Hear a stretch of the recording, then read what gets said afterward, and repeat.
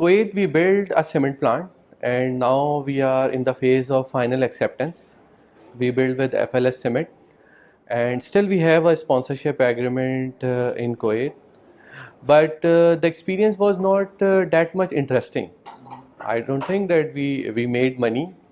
The plant is in good shape, but by somehow the visa restrictions are quite much, or like at the moment you cannot get any Pakistani visa in Kuwait or even Indian.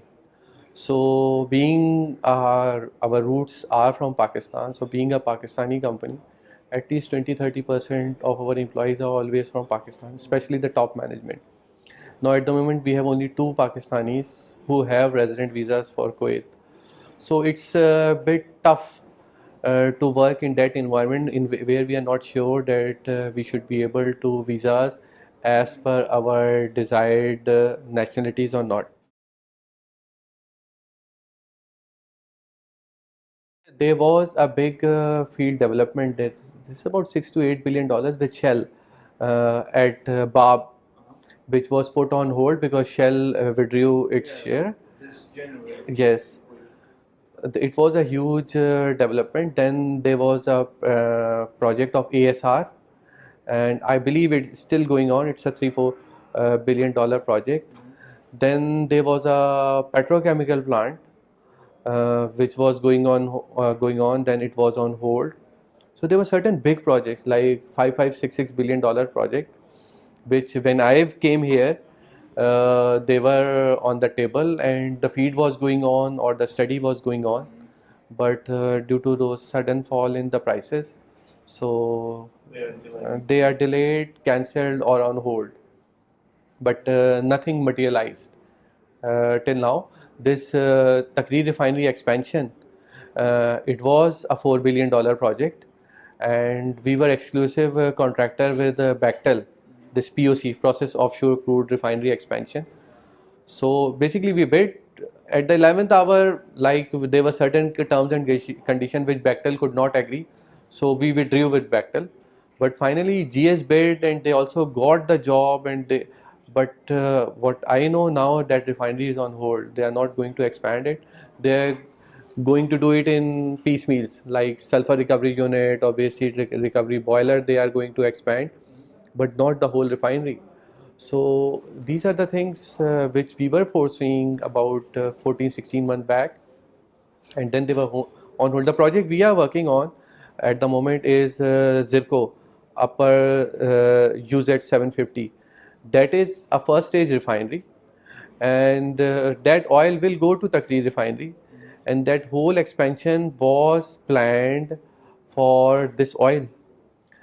Now I don't know what are the plans, that how perhaps they will sell it in that manner, or they will do some internal changes in that refinery, but I don't know, because we were quite sure that this project will go on, because that project, the project we are working with Petrofac, it's it is going to happen because it's about 30-40% completed. So they want to start. Yes.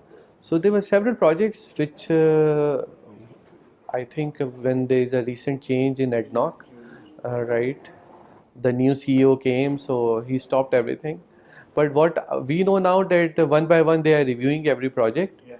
and they will release them with time. Like now, everybody is sure what will be the prices. It should be around $50 to $55 per barrel. Like Saudi Arabia, as a company, we have a joint venture partner, Olian, and it's a separate group. So we are not at all linked with Saudi Arabia. We work there as Olian and Olian Descon Industrial Company and Olian Descon Engineering Company. Yeah. So that is a separate joint venture. So we are not connected with Saudi Arabia. For Bahrain, I recently visited Bahrain. It was quite exciting. Whatever the size of Bahrain is, so perhaps they are going to have a construction boom, because that Bahrain aluminium, Alba, so it is expanding, and it was on full boom. The same Bechtel is there. Then Bahrain LNG, they have recently awarded to JGC, and then Bapco refinery expansion, it is in the pipeline. It's a $6 billion job, and also they are upgrading the pipeline which is coming from Saudi Arabia for oil. So what we were thinking, and I was discussing with JGC, because perhaps we will go with JGC on that project, that as a country Bahrain does not have the capacity of camps or buses or logistics to manage such big, yes. So how much we can get from Saudi Arabia, and how much accommodation we are going to make there, because it's not there. So Bahrain is quite exciting. And good part is that Bahrain, because it is a financial hub, so some of my colleagues, ex-school friends, are in finance now. They are not engineers like me. So I called them. One of them is also a CFO. He said that we have the finances available, which is the best part. Yes, which is a good sign that if finances are available, so that expansion can go on, because they are asking some portion from the EPC contractors. Japan is well placed, JGC is well placed, because in Japan on 0% interest rate you can get the money. Yes, yes. It's very interesting. If you put money, they will deduct from it. Yes. So Oman, there are two big projects going on. One is Leva Plastic. We have been approached by two companies, Technimount and GS.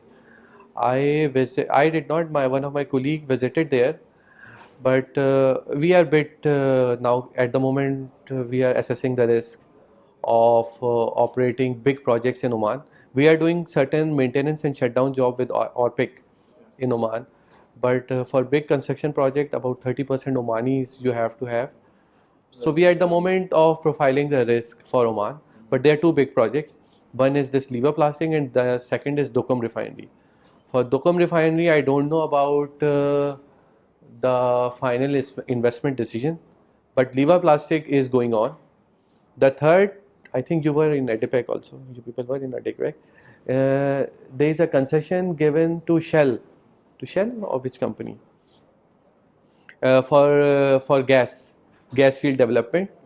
It is somewhere center of Oman near Liva or some place. I don't remember the place. So Shell is going to develop that field. So, and I don't know how many cubic feet of gas they were saying it is present there. So that is also a big project.